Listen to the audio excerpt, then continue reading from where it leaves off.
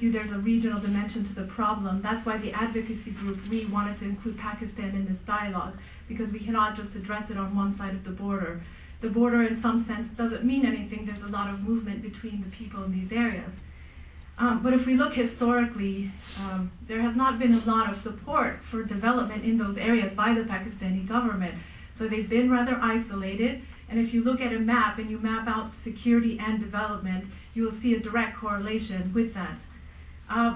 We don't need to go back too far in history to realize that the Taliban were supported by certain elements of the Pakistani government for various reasons, and that this policy backfired. It is now causing problems inside Pakistan at the moment.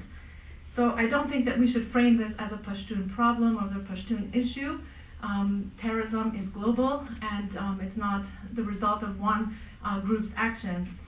And lastly, I think trying to look at ways to not just look at this problem militarily, but again going back to economic and social development, not just for Afghanistan, but for Pakistan as well. And that's where this idea of economic growth zones that have been modeled after qualified industrial zones in Jordan and Israel and Jordan and Egypt have come out.